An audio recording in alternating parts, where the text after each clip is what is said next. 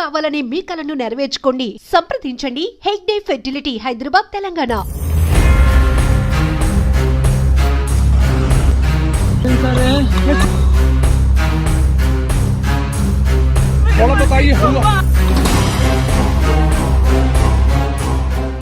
Jammu Kashmir పహల్గామ్లో టెర్రరిస్టుల attack దాడి ఘటన తీవ్ర చర్చనీయాంశమవుతోంది. మరొక వైపు అందమైన ప్రదేశాన్ని తిలకించి రావడానికి వెళ్ళినటువంటి టూరిస్టుల విహారయాత్ర కాస్త విషాదయాత్రగా మారిపోయిన విషయం మీ అందరికీ తెలిసిందే. ఇప్పుడు ప్రపంచవ్యాప్తంగా టెర్రరిస్టుల అటాక్ని అన్ని దేశాలు ముక్తకంఠంతో ఖండిస్తున్న పరిస్థితి కూడా ఉంది. ఖచ్చితంగా ప్రతీకార చర్యగా కూడా భారత సైన్యం అంతే అగ్రెసివ్గా ముందుకు వెళ్తోంది. అయితే ఈ దాడి ఘటనలో ప్రాణాలు కోల్పోయిన వారిలో విశాఖపట్నానికి చెందిన సత్యచంద్రమౌళి గారు కూడా ఉన్నారు. ఆయనతో పాటు వీళ్ళంతా కూడా అక్కడ ఆహ్లాదకరమైన ప్రదేశాలు తిలకించి చాలా ఆనందంగా తిరిగి రావాలనుకున్నారు. కానీ ఇంత దుఃఖంతో తిరిగి వస్తామని ఎవ్వరూ కూడా ఊహించుకోలేకపోయారు. సో చంద్రమౌళి గారితో పాటు వెళ్ళినటువంటి 6గురిలో శశిధర్ గారి కుటుంబం కూడా ఉంది. ఒక్కసారి అక్కడ ఏం జరిగింది, అప్పుడు ఉన్నటువంటి సిచ్యువేషన్స్ ఏంటి అడిగి తెలుసుకుందాం.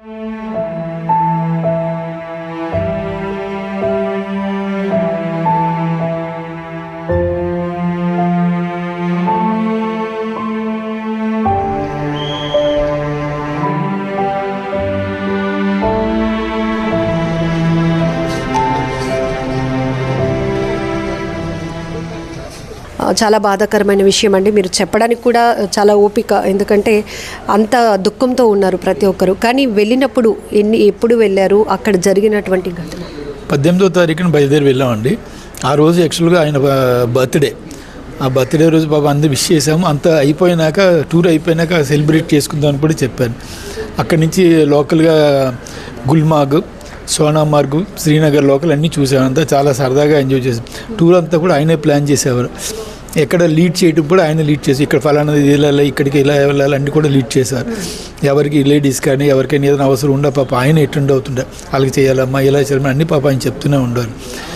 అంతా బాగా చేసి నిన్న అయిపోయినాక నిన్న యాక్చువల్గా కట్రా వెళ్ళి, కట్రా నుంచి ఈరోజు వైష్ణోదేవి మాత టెంపుల్ దర్శనం కూడా ప్లాన్ చేసుకున్నాను. ఇంతలో ఇలా ఇంతగా జరుగుతున్నా అస్సలు ఊహించని సంఘటన అండి. చాలా బాధాకరం. పహల్గామ్ యాక్చువల్గా ఏమైందంటే, పహల్గామ్ అక్కడ మినీ స్విట్జర్లాండ్ అని ప్లేస్ ఉంది, డైసన్ వ్యాలీ అంటారు. అది ఒక 1.5-2 కిలోమీటర్స్ కొండ మీద ఉన్నది. మీదకి వెళ్ళటానికి రాళ్ళు రప్పలు తేరిన వాగు ఉంది. ఆ వాగులో నుంచి గుర్రాల మీదనే వెళ్ళాలి, ఇంకా వేరే దారి లేదు. రెండు వైపులా కొండ వాళ్ళు. సో గుర్రాల మీద వెళ్తూనే మేము చాలా కష్టంగా అనిపించింది. కొంత దూరం వెళ్ళినాక ఆగిపోయి ఆడవాళ్ళు వెనక్కి వెళ్ళిపోదామంటే ఆయనే మమ్మల్ని ఎంకరేజ్ చేశారు. మనం చూడటానికి వచ్చాము, ఇంత వచ్చి ఇక్కడి నుంచి వెళ్ళిపోతే ఎలాగా, 10 నిమిషాలు కదా వెళ్దామంటే సరే అని నేను ఆయన వీళ్ళని సర్ది చెప్పి తీసుకువెళ్ళాం. వెళ్ళి లోపలికి వెళ్ళగానే ఎంట్రన్స్లోనే యాక్చువల్లీ సమ్ రెస్టారెంట్స్ ఏవో ఉన్నాయి. తిందామా అనుకుని ముందు టాయిలెట్స్కి వెళ్దామని, అక్కడి నుంచి ఒక 100-150 మీటర్స్ దూరంలో టాయిలెట్స్ ఉన్నాయి. అక్కడికి వెళ్ళామండి. వెళ్ళి మాలో 2-3 టాయిలెట్స్కి వెళ్ళి బయటకు వచ్చారు. ఆయన కూడా టాయిలెట్లకు బయటకు వచ్చేసరికి 1-2 గన్ షాట్స్ వినబడినాయి. సో దూరంగా ఎక్కడ ఎవరైనా బర్డ్స్ దేనో షూట్ చేస్తున్నారేమో అనుకున్నాం. ఎందుకంటే అంత పెద్ద గ్రౌండ్లో ఉంటుంది, పెద్ద గోల్ఫ్ కోర్స్ లాగా. ఆ వెనకనే పెద్ద ఎత్తైన పైన్ ట్రీస్ ఉంటాయండి. ఆ వెనకన హిమాలయస్ కనబడుతుంటాయి, అది సీనరీ. సో ఆ చెట్లు ఆ పక్క నుంచి మాకు సౌండ్ వినబడ్డది. సో మేము ముందు అనుకోలే. ఆ తర్వాత మళ్ళీ 3-4 షాట్స్ వినబడ్డాయి. అప్పుడు ఆడవాళ్ళ ఏడుపులు అరుపులు వినబడ్డాయి. చూసేసరికి గ్రౌండ్ మధ్యలో 2-3 ఆడవాళ్ళు వాళ్ళ ఎదురుగా మనుషులు పడిపోయి ఉన్నట్టుగా ఉంది, ఒక నిలబడి కాలుస్తున్నట్టుగా కనపడింది. ఫస్ట్ మీరు ఫైర్ షాట్స్ విన్నప్పుడు ఏవో బర్డ్స్ షూట్ అవుతుంది అనుకున్నారు? అంతే అనుకున్నాం. ఏంటంటే ఇదే టెర్రరిస్ట్ అటాక్ అని అనుకోలే, ఎక్కడ ఏదో హంటింగ్ లాంటిది ఏదో చేస్తున్నారేమో అనుకున్నాను. ఆ తర్వాత 3-4 షాట్స్ వినబడి ఆడవాళ్ళ ఏడుపులు వినబడి అప్పుడు చూసారు గ్రౌండ్ మధ్యలో 1-2 టెర్రరిస్టులు కనబడ్డారు. వాడు షూట్ చేస్తుంటారో కనబడుతుంది, ఆడవాళ్ళ ఏడుపులు వినపడుతుంది. అప్పుడు అక్కడ చుట్టుపక్కల హోటళ్ళు అక్కడే మేజర్ అందరూ ఉన్నారు. వాళ్ళందరూ పరిగెత్తడం మొదలుపెట్టారు. ఒక 400-500 మంది ఉన్నారండి. ఇంకా కింద నుంచి మీదకి కంటిన్యూస్గా వస్తూనే ఉన్నారు. మేము ఒక 10-15 మంది టాయిలెట్స్ దగ్గర ఉన్నాం. సో మేము టాయిలెట్ వెనక్కి దాక్కున్నాం. ఏం చేయాలో మాకు అర్థం కాలేదు, ఏం చేయాలో తెలియదు. మీ 6గురు ఒకే చోట? మేము 6గురు ఒకే చోట ఉన్నాం. మాతో పాటు ఇంకొక 3-4 ఫ్యామిలీస్ అక్కడ టాయిలెట్స్ కోసం వచ్చిన వాళ్ళు ఉన్నాం. సో వెనక నుంచి చూస్తున్నా ఏం చేయాలో అర్థం కాల. అప్పట్లో అంతలోని ఒక టెర్రరిస్ట్ మాకు రావడం కనబడేసరికి అమ్మాయి వీడు వస్తున్నాడు, వస్తే ఇక్కడ డేంజర్ అని చెప్పి వెనక నుంచి పారిపోతాడు. తుపాకీతో ఉంది, తుపాకీ పెద్దగా గన్ను AK-47 లాగా ఉంది అది గన్ను.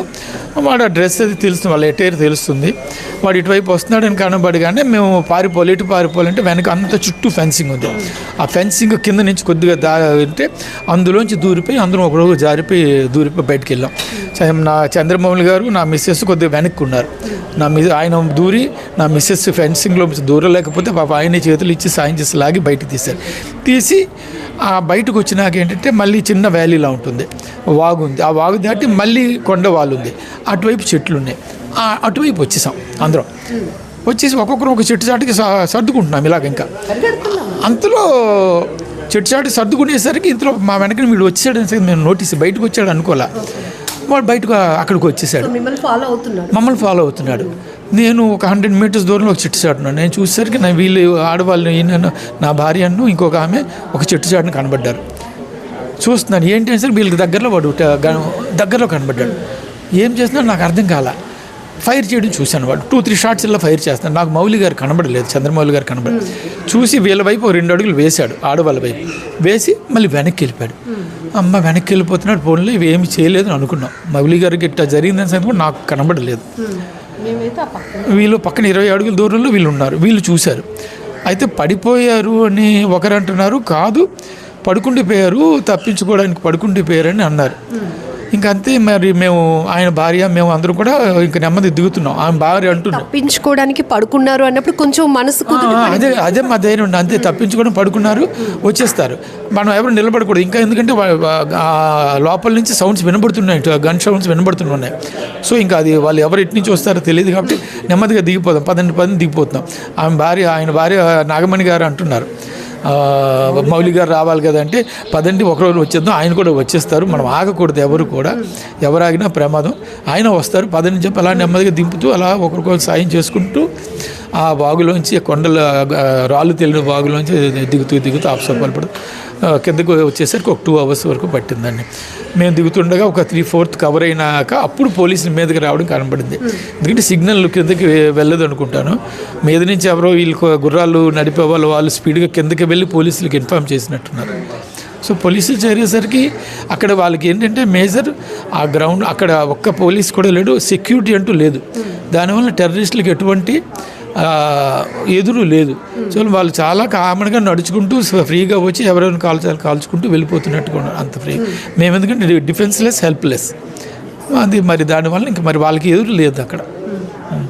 మా అదృష్టం మీరు వెళ్ళినప్పటికీ అక్కడ చాలా గ్యాదరింగ్ కూడా ఉంది. ఇప్పుడు ఎవరైతే నవవధువు మనం చూసాం కదా, నర్వాల్ గారు వాళ్ళు కూడా హనీమూన్కి వచ్చిన వాళ్ళు ఉన్నారు. పిల్లలతో హ్యాపీగా ఎంజాయ్ చేసి ఒక ట్రిప్ మెమొరబుల్గా మార్చుకోవాలని అనుకున్న వాళ్ళు ఉన్నారు. మీరు కూడా ముందు నుంచి ట్రిప్ ఎప్పటి నుంచి ప్లాన్? ఒక 15 days to 1 month ముందు నుంచి చంద్రమౌళి గారు ఈ ట్రిప్ ప్లాన్ చేశారండి. మెయిన్ శ్రీనగర్లో తులిప్ ఫ్లవర్ షో ఉంటుంది, ఈ టైంలో ఏప్రిల్లో ఉంటుంది కాబట్టి దానికోసం వెళ్ళాలి. అది చూసుకుంటూ అన్నీ కలిపి వెళ్దాం. ఆయనే టూర్ ప్లాన్ చేశారు, ఆయన అన్ని టికెట్స్ బుక్ చేయించారండి. అన్ని కలిపి 1 week ట్రిప్ ప్లాన్ చేసుకున్నాం. 6 members names and age A group ఉంటుంది? చంద్రమౌళి గారు 70 years అండి. చంద్రమౌళి గారు మిస్సెస్ 66 years ఎంత ఉంటుంది, నాగమణి గారు. అలాగే అప్పన్న గారు ఉన్నారు, ఆయన 73 సంవత్సరాలు. ఆయన భార్య శశికుమారి గారు 62 సంవత్సరాలు. నేను నా పేరు శశిధర్, నా 62 సంవత్సరాలు. నా భార్య సుమిత్రాదేవి 55 సంవత్సరాలు అండి. సినిమాల్లో చూస్తాం ఇలాంటి సీన్స్, అవి క్రియేటివ్ అయినా కూడా భయపడతాం. కానీ వాస్తవంగా మీరు చూసినప్పుడు అది కూడా ఒక లేడీ అయి ఉండి ఏంటి అసలు సిచ్యువేషన్ అక్కడ ఆ చప్పులకే మేము అసలు ముందు వణికిపోయామండి. ఏం జరుగుతుందో మాకు అర్థం కాలేదని. ఈయన చెప్తున్నారు, అమ్మో ఇక్కడ ఏదో అటాక్ అవుతుంది వెళ్ళిపోవాలి అని అన్నారు. అంటే మేము నమ్మటం లేదండి. అంటే ఇక్కడ ఎందుకు జరుగుతుంది అన్న మాకు అస్సలు అలాంటి ఆలోచన కూడా మాకు లేకపోవడం వల్ల మేము నమ్మలేదండి. అసలు అక్కడ ఉన్న వాతావరణం అలాంటి ఆలోచన అవకాశం లేదు.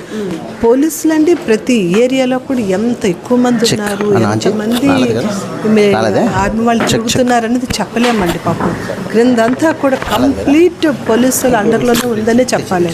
చాలా ఎక్కువ మంది ఉన్నారు. ఈ పైన ఒక్క దగ్గర మాత్రం పెహల్గామ్, ఈ మినీ స్విట్జర్లాండ్ అనే దగ్గర ఎందుకు పోలీసులు ఆ టైంలో లేరు అన్నదానికి మరి మాకైతే అర్థం కావటం లేదు. ఎందుకంటే ఒక్క పోలీసు ఉన్నా కూడా ఆయన తప్పకుండా ఆయన్ని ఎదిరిస్తాడు. ఇంకొకరు ఎవరో వాళ్ళు ఆపుతున్నారంటే వాళ్ళు కూడా తగ్గుండే వాళ్ళండి. వాళ్ళకి అవకాశం లేదు. వాళ్ళు ఎంత హ్యాపీ గన్ పట్టుకొని గ్రౌండ్లో అటు ఇటు ఎవరున్నారని తిరుగుతున్నారంటే ఆ పరిస్థితి ఏంటో చూడండి. మేమేంటే బాత్రూమ్ వెనక దాక్కుని మేమైతే చూడలేదండి. వాళ్ళు ఇలా తిరుగుతున్నారని కూడా నేను నోటీస్ చేయాలి. ఈయన మాకు చెప్తున్నారు వాళ్ళు తిరుగుతున్నారు. వాళ్ళకని ఇటువైపు రావడం మొదలు పెడితే మనం ఇక్కడి నుంచి పారిపోవాలని నేను దారి వెతికారు. శశిధర్ గారు నోటీస్ చేసి మీకు చెప్పిన వెంటనే అసలు ఏమనిపించింది? చెప్తే మాకు భయంతో అదేంటి అంటే ఇలాగా అసలు ఏం జరుగుతుందని ప్రమాదం అన్నది ఒక్కటే మా బుర్ర రిసీవ్ చేసుకుంది. ఆ తర్వాత ఇంకేంటి మాకు తెలియటం లేదు.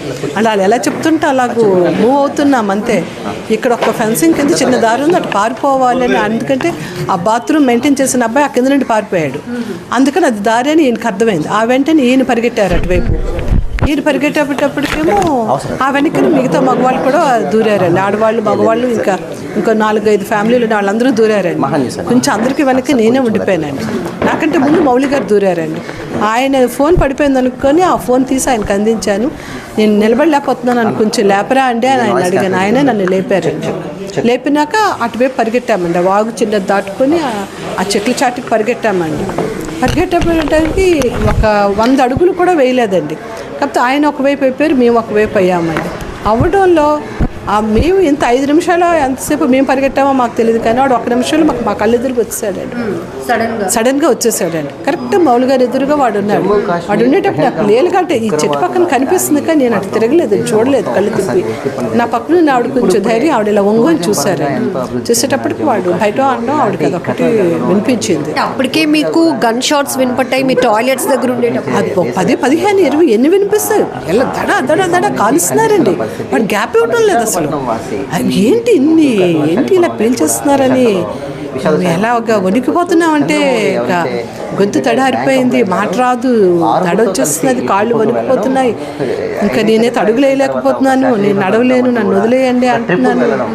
ఇంకా అది మరి నేను మీకు అది ఎలా చెప్పాలో కూడా నాకు తెలియటం లేదండి. అంత దీనిగా ఉందండి. షాక్ మరి చాలా ఇది ఇంకా అయిపోయింది మా లైఫ్ ఇక్కడితో సరేనా అనుకున్నామండి.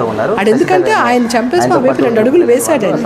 ఆ డేట్ కన్ఫర్మ్ వీళ్ళిద్దరే ఆడవాళ్ళు ఉన్నారా అనేది వాడు కనిపించడంతో వాడు మరి మా వెనక ఇంకా ఇళ్ళ వైపు వెళ్ళకుండా వెనక్కి తిరిగాడండి. మళ్ళీ గ్రౌండ్ వైపు వాడు వెనక్కి వెళ్ళాడండి. అందుకు మేము బ్రతికాము. అదొకటే అక్కడ జరిగింది. మౌలి గారికి స్టంట్స్ వేయటం వల్ల కాస్త ఆయనకి హెల్త్ కూడా అంటే అలాగే లేదండి. వాళ్ళు ఆయన వాకింగ్ చేస్తారు రెగ్యులర్గా, చాలా యాక్టివ్గా ఉంటారండి. కేవలం ఆయన కూడా భయం వలన ఆ షాక్లో కొంచెం స్లో అయ్యారని నేను అనుకుంటానండి. ఎందుకంటే మామూలుగా ఆయన చాలా ఫిట్గా ఉంటారు, చక్కగా నడుస్తారు, మంచి ఫుడ్ హ్యాబిట్స్ అండి. ఆయనకి ఎలాంటి హ్యాబిట్స్ లేవు. ఇప్పుడు 70 years అయినా కూడా ఆయన చాలా యాక్టివ్గా ఉంటారండి. టూర్లో కూడా మాకు అన్ని విషయాలు హెల్త్ పరంగా కూడా మాకు చాలా ఎంకరేజ్ చేస్తారు. టెర్రరిస్టులు ఏమైనా చెప్పే ప్రయత్నం కానీ మాట్లాడే ప్రయత్నం ఏదైనా చేశారా? ఏమీ చేయలేదు అంటే చేశారో లేదన్నది కూడా మాకు తెలియదండి.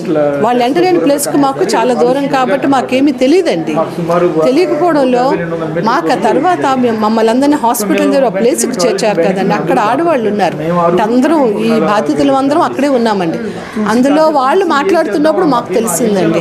వాళ్ళు ఏమన్నారంటే మా హస్బెండ్ని చెప్పారు, మమ్మల్ని కూడా షూట్ చేయంటే మేము ఆడవాళ్ళ పిల్లల్ని షూట్ చెయ్యం, మీరు వీడియోస్ వైరల్ చేస్తారు, తర్వాత టెర్రరిస్టులు ఇలాంటి వాళ్ళు అలాంటి వాళ్ళు అని మేము చెయ్యము అని వాడు అన్నారని. నెక్స్ట్ ఏమో నుంచి మీరు అందరూ మోదీ గవర్నమెంట్కి ఓటేశారు కదా, మీకు ఇలా జరగాలి అన్నారని. నెక్స్ట్ మీరు ముస్లిం అని కూడా అడిగారని వాళ్ళు చెప్తున్నారండి. కానీ ప్రత్యక్షంగా మాత్రం మేము వాళ్ళ మాటలు అయితే వెళ్ళలేదండి. కానీ మా దగ్గరికి అయితే మాత్రం వాడు గన్ పట్టుకొని వచ్చేసాడు. అక్కడి నుంచి మీ అందరిని ఒక హాస్పిటల్కి తీసుకెళ్ళినప్పుడు ఈ ఎవరైతే హనీమూన్ కోసం వచ్చిన కప్పులు ఎవరైతే ఉన్నారో, భర్తను కోల్పోయామే, అసలు బాబుతో తల్లి చూసామండి. వాళ్ళందరూ మా ఎదురుగానే ఉన్నారండి. వాళ్ళ పక్క ఆ ఏడుపుని చూసి నేను వణికిపోతున్నానండి. ఈయనేమో మిగతా వాళ్ళు వెతుకుతానని ఈయన వెళ్తా అన్నారు. నేను ఈ చైన్ పట్టుకొని వదలటం లేదండి. అప్పుడు ఈయన నన్ను తిట్టారండి, ఇలా ఉండకూడదు, ప్రమాదం జరిగింది, మనందరం ఒక దగ్గరికి చేరాలి అంటే నేను వెళ్ళి వెతకాలి, నన్ను విడిచిపెట్టు, నువ్వు పోలీసుల ప్రొటెక్షన్లో ఉన్నా, నీకేం కాదు, ఇక్కడ ఉండు అని చెప్పి ఆయన దెబ్బలాడి అక్కడ వాళ్ళు మాత్రం వెంటనే అరటిపళ్ళు అని వాటర్ బాటిల్స్ అని పట్టుకొచ్చి మా దగ్గరికి వచ్చి దీది తాగండి అని చెప్పి ఇస్తున్నారండి. బాగా వాళ్ళు సపోర్ట్ చేశారండి. అక్కడ అందరు ప్రజలు బాగున్నారండి. వీళ్ళు ఎక్కడి నుంచి మా పాలు మృత్యుదేవతల్లో వచ్చి పడ్డారో మాకు తెలియదు, కానీ ఎంత సరదాగా జరిగిన ఘటనలో ఒక్క 5 నిమిషాలు తారుమారు అయిపోయిందండి అంతా, ఆ ప్రమాదం అంతా మాకు ఊహించలేకపోయాం. ఆవిడైతే అసలు షాక్ అయిపోయి మౌలి గారికి పర్వాలేదు కదా అని ఆవిడ అడుగుతూనే ఉన్నారండి. అప్పటి వరకు మీరు ఆయన మిస్ అయ్యారు, ఆయన మిమ్మల్ని కలుసుకుంటారండి. మేమైతే ఆవిడకి ఏం చెప్పా, ఆయన పడిపోయారు, ఆయనకి ఏదో చిన్న దెబ్బ తెగులు ఉంటుంది, ఏం కాదు, మరి ఆయన కోసం మనం వెనక్కి ఇప్పుడు వెళ్ళలేము, అక్కడ ఉన్నాడో లేదో మనకు తెలియదు కదా, కాల్పులు అయితే వినిపిస్తున్నాయి, మనం ఇక్కడి నుంచి ముందు మనమైనా తప్పించుకుంటే ఆ తర్వాత ఆయన మనం ఏదో ఒకటి చేద్దామని ఆవిడని పట్టుకొని బలవంతంగా మేము కిందకి దించేసామండి. మాకు చాలా కష్టమైపోయింది, చాలా కష్టమైంది. ఢిల్లీ వరకు కూడా ఆవిడకి ఎంత చెప్పి తీసుకొచ్చామో తెలియదండి. నేను ఆయన చూడకుండా నేను ఎలాగ ఇక్కడి నుంచి వస్తాను అన్నారు ఆవిడ. రావాలి, పోలీసులు మనల్ని ఇక్కడ ఉండొద్దు అని చెప్తున్నారు, వాళ్ళు మనందరినీ కాపాడలేరు, ప్రొటెక్షన్ ఇవ్వలేరంటే మనల్ని వెళ్ళిపోమంటున్నారు, మనం వెళ్ళిపోవాలి అని చెప్తుంటే అప్పుడే ఆవిడ ప్రయాణానికి అంగీకరించారండి. ఆరుగురు ఎంతో సరదాగా వెళ్ళినప్పుడు ఎంతో సరదాగా కబుర్లు చెప్పుకుంటూ ముందు టూర్ తాలూకు విశేషాలు మాట్లాడుకుంటూ నెక్స్ట్ ఇది చాలా మంచి మెమరీస్ మనకి, ఇంకా మనం లేట్ చేయకూడదు, ఇంకో 6 నెలల్లో ఇంకో దగ్గర వెళ్ళడానికి ప్లాన్ చేద్దాము, నేను ప్లాన్ చేసి మీకు చెప్తాను, మీరు రెడీగా ఉండండి అని అంత చెప్పారండి ఆయన. పాపం అలాంటి మనిషి, అంత మంచి మనిషి ఆ విధంగా జరగడం మాత్రం మాకు చాలా, అంటే ఏ మాట చెప్పినా కూడా చాలా చిన్నదేనండి ఆయన విషయంలోనండి. చాలా మంచి మనిషి అండి, ఎవరికి ఆయన హాని చేసే ఇది ఆయన స్వభావం చాలా నెమ్మది, చాలా మంచి మనిషి. ఆయనకు అలా జరగడం మాత్రం చాలా బాధగా ఉంది. ఆవిడికి ఏమీ తెలియదండి పాపం, ఎంత నెమ్మదో తెలియదండి. ట్రిప్కి వెళ్ళిన తర్వాత ఆ ఫ్యూ అవర్స్లో ఎప్పుడైనా వాళ్ళ అమ్మాయిలతో మాట్లాడి చాలాసార్లు మాట్లాడామండి. ఆ టూర్కి మేము గుర్రాల మీద ఉన్నప్పుడు కూడా ఆ పిల్లలు ఉదయం సాయంకాలం 2 పూటలో ఫోన్లు చేస్తున్నారు, మాట్లాడుతున్నారండి. 1 వీక్ ముందే ఒక అమ్మాయి వెళ్ళిందండి ఇక్కడ నుండి. ఆ పాప వెళ్ళిన 2 డేస్లో ఈ ప్రోగ్రామ్ అండి. ఆ అమ్మాయి చేరిన 1 వీక్కి ఇప్పుడు మళ్ళీ అమ్మాయి వెనక్కి రావాల్సిన పరిస్థితి వచ్చిందండి. అదే పాపం వాళ్ళ నాన్నగారిని అక్కడ ఫుడ్ తిన్నప్పుడు కూడా వాళ్ళు ఫోన్ చేశారండి. పిల్లలు చేస్తే మాట్లాడారు, వాళ్ళ మనవడు వాళ్ళందరూ కూడా మాట్లాడుతున్నారండి, అందరూ మాట్లాడుతున్నారండి ఫోన్లో. పిల్లలందరూ చాలా ఎంత మంచి ప్లేస్ అమ్మా, మీరు కూడా చూడాలి, బాగా ఎంజాయ్ చేయొచ్చు ఆయన అలా చెప్తూనే ఉన్నారు. మేడం మీరు చెప్పినట్టు అడుగడుగునా పోలీసులు ఉన్నారు, కేవలం ఇప్పుడు దాడి ఎక్కడైతే అటాక్ జరిగిందో ఆ చోట మాత్రమే లేరండి పోలీసులు. వీళ్ళు ఏ డ్రెస్ కోడ్లో ఉన్నారండి?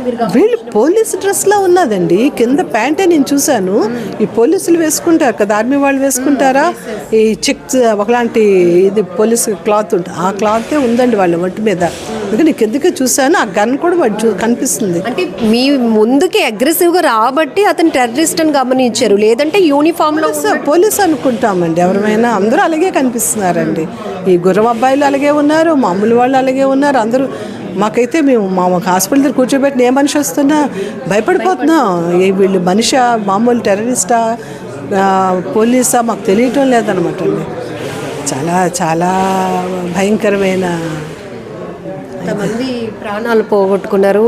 ఇంకా టూరిజం అనేటప్పటికీ అందరికీ ఒక రకమైన వణుకు వచ్చేస్తుందండి.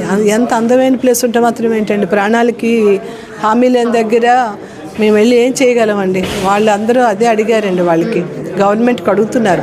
అందరూ వచ్చారండి పోలీసులు, వాళ్ళందరినీ వాళ్ళు అడిగారు, ఇంత ప్లేస్ అని మీరు మాకు ప్రొటెక్షన్ ఇవ్వలేనప్పుడు మేము ఏ రకంగా ఇంకెక్కడికి రాలేం కదా. మరి వీళ్ళందరికీ జీవనాధారం అయితే మాత్రం టూరిజం అండి. ఇప్పుడు ఆ టూరిజం మీద ఈ వీళ్ళు దెబ్బ కొట్టారండి. అప్పుడు ఏమవుతుందంటే గవర్నమెంట్ ఫెయిల్యూర్ కింద వాళ్ళు చూపించుకోవాలనా, వాళ్ళ ఆశయం ఏంటో మాకు అర్థం కాలేదు. మామూలు ప్రజల్ని కాల్చడం వల్ల వాళ్ళకి వస్తున్నది ఏంటండి, దీంతో వాళ్ళు ఏం సాధిస్తారండి? ఇదా వాళ్ళు ఫైట్ చేసే విధానం అండి. అది మాకు చాలా బాధ కలిగించిందండి. ఏ కోణంలో కూడా మనుషుల్లాగా వాళ్ళు ప్రవర్తించలేదండి. అవసరం లేదండి, బుల్లెట్స్ షూట్ చేసేస్తూ ఉంటే ఇంకేంటండి అది. వాళ్ళు ఒక నిమిషం ఆగడమో వీళ్ళు ఏంటి అని ఆలోచించే పరిస్థితి అక్కడ లేదండి. వాళ్ళు వచ్చారు, కాల్చాలనుకున్నారు, కాల్చేసి వెళ్ళిపోయారండి. వాళ్ళు ఏమవుతున్నారు అనేది వాళ్ళకి అనవసరం అండి. కానీ వాళ్ళ ఉన్న విచక్షణ ఒకటి, ఆడవాళ్ళు పిల్లలు మేము ముట్టం అనుకున్నారు. అది కూడా మాకు ఇప్పుడంటే కింద హాస్పిటల్ దగ్గరికి వెళ్ళినాక మాకు అర్థమైంది. అంటే మా ఇద్దరిని విడిచిపెట్టినప్పుడు మాకు ఒక సెకండ్ తోచింది, కానీ అది మేము ఫాలో అవ్వలేదు. వాడు ఎందుకు మా వైపు రాలేదన్నది మాకు అర్థం కాలేదు. కానీ కిందకి దిగినాక మిగతా వాళ్ళు మాట్లాడుతుంటే మాకు అర్థమైందండి. ఎందుకంటే ఆవిడ భర్త చనిపోయినా కూడా అరగంట పాటు ఆ డెడ్ బాడీ దగ్గర ఆవిడ కూర్చుని ఉందంటే చూడండి ఆవిడ ఎలా తట్టుకొని ఉందో. మరి మాకు అసలు ఆవిడ చెప్తూ ఉంటే నేను వణికిపోయానండి అక్కడైతే. అవన్నీ అందరివి చెప్పినవి వింటే ఇంకా ఇప్పటికీ మీరు తీరుకోలేకపోతున్నామండి. చాలా దీనిగా ఉందండి. మినీ స్విట్జర్లాండ్గా చెప్తున్న అందమైన ప్రదేశం, ఆహ్లాదంగా గడపటానికి ప్రతి ఒక్కరూ అక్కడికి వెళుతున్న సందర్భం. కానీ ఒక్కసారిగా టెర్రరిస్టుల తుపాకులతో ఆ ప్రాంతమంతా విషాదకరంగా మారిపోయింది. ఇప్పుడు టూరిజం అనే మాట ఎత్తడానికే మా గుండెల్లో వణుకు పుడుతోంది అంటున్నారు. అలాగే చంద్రమౌళి గారు సిచ్యువేషన్ కావచ్చు, ఆ టెర్రరిస్టులు ఎవరైతే ఆ AK-47 లాంటి గన్నలతో ముందుకు దూసుకొస్తున్నప్పుడు మా అందరి గుండెలు అదిరిపోయాయి అంటూ అక్కడికి టూర్కి వెళ్ళినటువంటి వాళ్ళు చెప్తున్న మాటలు వింటేనే చాలా భయం వేస్తోంది. ఈ సిచ్యువేషన్ ఇంకా ఎలాంటి స్థాయికి వెళ్తుందో తెలియదు. కానీ ప్రస్తుతం బాధిత కుటుంబాలను అయితే ఓదార్చడం మాత్రం ఎవరి తరం కూడా కావటం లేదు.